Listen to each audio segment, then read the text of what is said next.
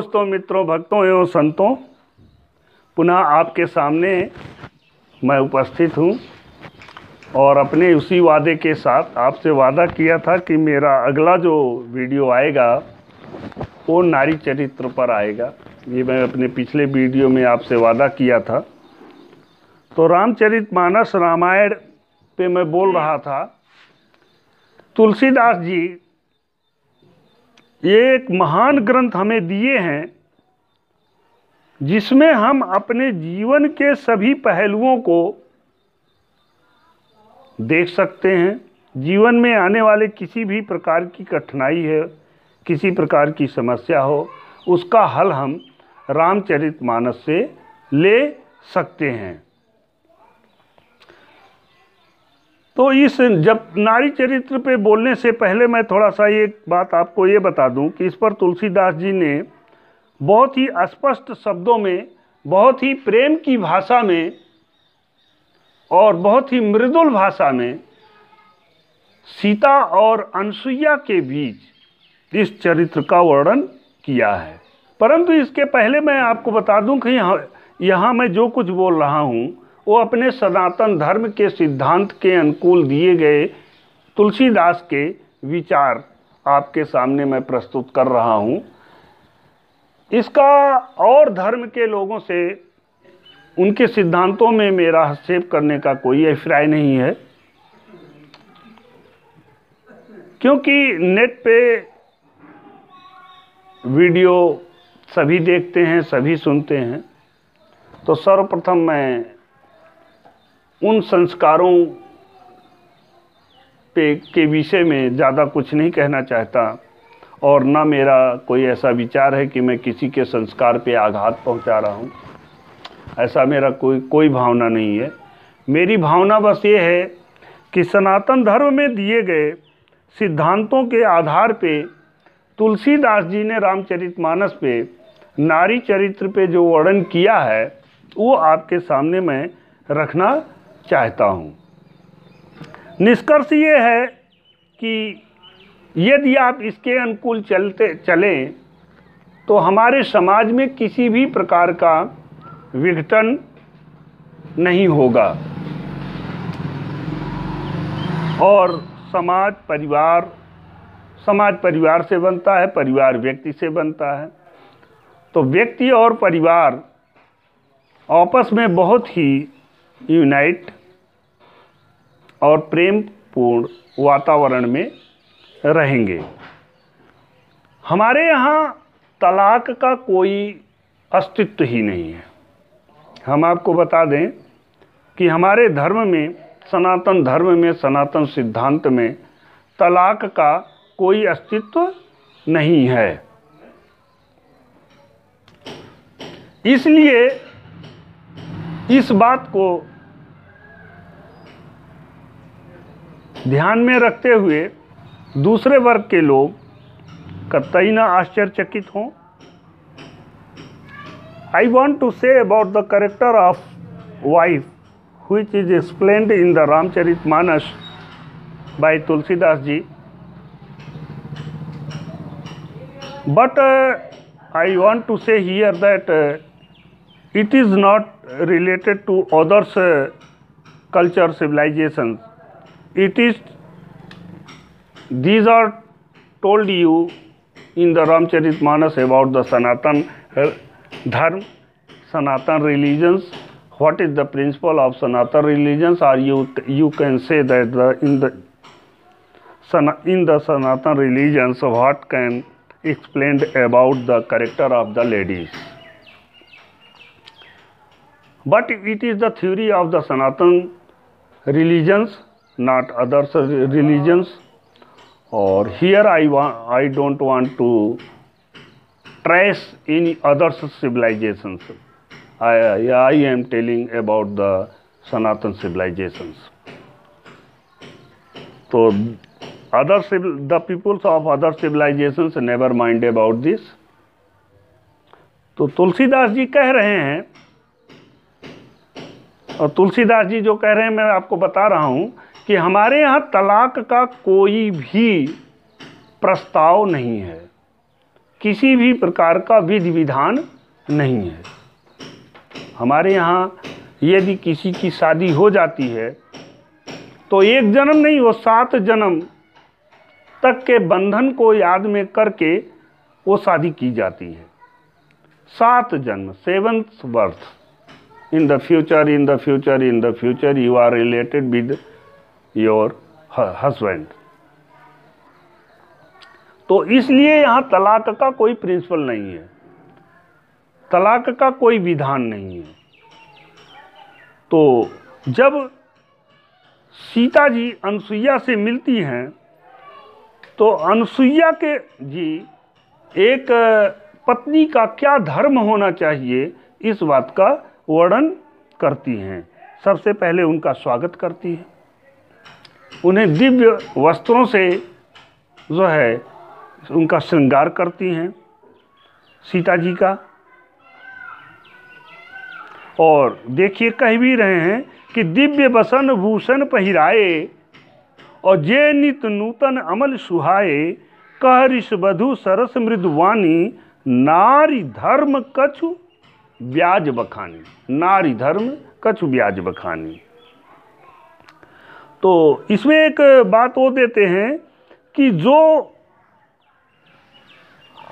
मात पिता भ्राता हितकारी, मित प्रद सब सुनु राजकुमारी, अमित दानि भर तावै देही, अधम सो नारी जो सेवन तेही। आगे लिखते हैं कि धीरज धर्म मित्र और नारी, आपद काल पर रखियो चारी। ये 4 चीजें जो है, धीरज, अपना धैर्य और धर्म और मित्र आपका कौन है और आपकी नारी कौन है, ये आपत्ति परिस्थिति में, निगेटिव परिस्थिति में ही इनका परीक्षण किया जा सकता है कि हु इज विद यू, आपके साथ कौन है। नारी कैरेक्टर पर, नारी चरित्र पर, नारी के कर्तव्य पर तुलसीदास जी लिखते हैं कि वृद्ध रोगवश जड़ धनहीना, अंध बधिर क्रोधियति दीना। यदि पति वृद्ध हो, रोगी हो, धनहीन हो, अंधा हो, बधिर हो यानी बहरा हो और बहुत अधिक क्रोधी भी हो, यदि ऐसा भी पति है तो उसका अपमान नहीं करना चाहिए। ऐसे हूँ पति कर किया अपमाना, नारी पाव जमपुर दुख नाना। ऐसे भी पति का अपमान नहीं करना चाहिए। यदि कोई पत्नी अपने ऐसे पति का भी अपमान करती है तो उसे आप समझिए कि नाना प्रकार के दुखों से को झेलना पड़ता है। आगे लिखते हैं कि एक ही धर्म एक व्रत नेमा। देखिए यहाँ तलाक का कोई अस्तित्व ही नहीं है। एक ही व्रत एक धर्म नेमा, केवल एक ही नियम है, काय वचन मन पति पद प्रेम। काया से, मन से, वचन से, काय माने शरीर से, मन वचन और शरीर तीनों से पति के चरणों में अपने को समर्पित रखना ही मात्र एक धर्म है पत्नी औरत का। तो ऐसी परिस्थिति में आप कल्पना करिए कि फिर तलाक कैसे हो सकता है। Not possible. Divorce is not possible in the Sanatan religions if you are doing suffering according to Sanatan religions, then there is no divorce. आगे लिखते हैं कि उत्तम नारी, नारी को 4 भागों में इन्होंने बांटा है, उत्तम, मध्यम और तीसरा निकृष्ट और चौथा अधम। तो यहां मैं आपको बता दूं कि उत्तम नारी कौन है। उत्तम नारी वो है कि जो सपने में भी, स्वप्न में भी किसी पुरुष के विषय में कोई चिंतन ना करे, मात्र एक चिंतन अपने पति के साथ रहे, तो वो उत्तम नारी मानी गई है। मध्यम जो ऐसी जो भ्राता पिता माता के भ्राता पिता पुत्र इत्यादि के रूप में, भाई के रूप में, पिता के रूप में, पुत्र के रूप में दूसरे पुरुष को देखती है, वो मध्यम है। उत्तम तो वो है जो दूसरे पुरुष को देखती ही नहीं, लेकिन मध्यम वो है कि जो देखती भी है तो भाई के रूप में, पिता के रूप में, पुत्र के रूप में। परंतु निकृष्ट की श्रेणी में उसको रखा कि जो चरित्रवान तो रहती है, रहना तो नहीं चाहती, परंतु कुल का विचार करके, धर्म का विचार करके जो शुद्ध रहती है वो निकृष्ट है। और अधम तो वो है जो कोई विचार ही नहीं करती और जिसका कोई एक पति नहीं है और जो बाजारू की तरह रहती है, वो अधम की अवस्था में उसको रखा है। और इनको बताया है कि पति वंचक पर पतिरत करई, जो पति से लड़ाई झगड़ा, दूसरे पुरुषों से उसका मिलन इत्यादि होता रहता है, ऐसी औरतें रौरव नरक कल्प सत परई। रौरव नरक में जहाँ अति कष्टदायी परिस्थिति होती है, ऐसे नरक में 100 कल्प, एक कल्प नहीं, एक कल्प 4 युग के बराबर होता है, ऐसे 400 युग, 100 कल्प तक वो नरक भोगती है। तो इस तरह से जब हम देखते हैं कि हमारे यहाँ जो है तलाक का कोई विधान नहीं है, इसलिए हिंदुओं, मेरा एक निवेदन है आपसे कि आप दूसरी सभ्यताओं द्वारा दिए गए कुछ कुसंस्कारों को ना अपनाएं। प्रगतिशीलता हमारे यहाँ स्वीकार्य है, नारी शिक्षित भी हुई रही, शिक्षा भी ग्रहण की, नारी ने प्रशासन भी चलाया है और प्रशासन चलाने की योग्यता होनी चाहिए, क्योंकि पूरे परिवार का प्रशासन उन्हीं को चलाना पड़ता है। हर व्यक्तित्व से उनका विकास होना चाहिए, हर व्यक्तित्व से उनका सहयोग होना चाहिए, उनका हस्तक्षेप होना चाहिए और उनका निर्णय भी होना चाहिए, परिवार में उनका सुझाव भी होना चाहिए। ये नहीं कहा गया कि नारी को दबा दो और नारी का कोई कर्तव्य ही नहीं, कोई दायित्व ही नहीं, कोई सलाह नहीं, नहीं, नहीं है। हर कार्य के पहले उनकी सलाह और लो।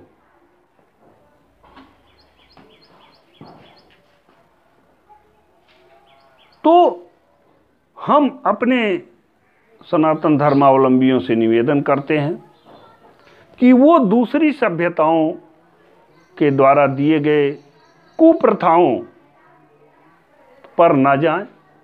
हम अपने माताएं बहनें से भी निवेदन करते हैं कि कुछ और भी सभ्यताएं इस पृथ्वी पे चल रही हैं जिनमें कुप्रथाएं कुछ हैं, और उनको अपनाकर आजकल हिंदू अपने को बहुत हीरो समझ रहे हैं।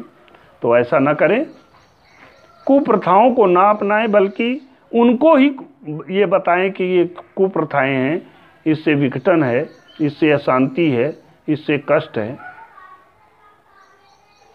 और अपने परिवार को, समाज को और समृद्ध चले। सनातन धर्म में दिया गया प्रत्येक सिद्धांत पूर्ण रूप से वैज्ञानिक है। Every principle of the Sanatan religions और द साइंटिफिक, जो जीवन को पूर्ण रूप से विकसित करने में, समाज को पूर्ण रूप से विकसित करने में, परिवार को पूर्ण रूप से विकसित करने में समर्थ है, यदि आप उस पर चलते रहे तो। उसमें आई हुई विसंगतियों को, आई हुई कुप्रथाओं को, आई हुई कुछ संकीर्ण मानसिकताओं को निकालिए और मूल सिद्धांतों को अपनाएंगे आप, तो आप पाएंगे कि आप बहुत ही विकसित व्यक्ति हैं। आप सोचिए कि जब संपूर्ण पृथ्वी पर लोगों को यही नहीं पता था कि शिक्षा नाम की कोई चीज़ है, तो आपके यहाँ विश्वविद्यालय थे, नालंदा, तक्षशिला, विक्रमशिला। यानी मनुष्य के विकास का पहला आधार है शिक्षा, एजुकेशन, जो आपके यहाँ विश्वविद्यालय स्तर तक डेवलप था, जिसमें पृथ्वी के और लोग ये जानते ही नहीं थे शिक्षा क्या चीज़ है। आप देखिए मेरा पहले का प्रवचन जिसमें हम देवनागरी लिपि पे बोले हैं, आपकी लिपि ही कितनी बड़ी वैज्ञानिक है,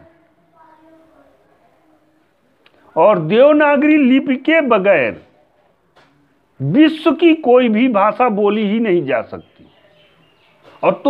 और देवनागरी लिपि पूर्ण रूप से स्वतंत्र वैज्ञानिक है, जिसमें विश्व के किसी भी भाषा का कोई जरूरत नहीं है। तो सनातन धर्म में दिए गए प्रत्येक सिद्धांत पूर्ण रूप से वैज्ञानिक, प्रमाणिक और व्यवहारिक हैं, और आपके विकास के लिए हैं। जब आप उस पर चलेंगे तो निश्चित ही आप एक विकसित व्यक्ति के रूप में अपने को स्थापित कर पाएंगे, और एक एक व्यक्ति से राष्ट्र बनता है, और राष्ट्र अपना एक पूर्ण विकसित और वैज्ञानिक और समृद्ध, शिक्षित, प्रशिक्षित के रूप में विकसित होगा। यहाँ मैं एक बात निवेदन करना चाहता हूँ कि यदि आप मेरे चैनल पर पहली बार हैं तो आप मेरे चैनल को सब्सक्राइब करिएगा और वीडियो को लाइक, कमेंट, शेयर करिएगा। फिर हम मिलेंगे अगले वीडियो में। तब तक के लिए जय श्री राम।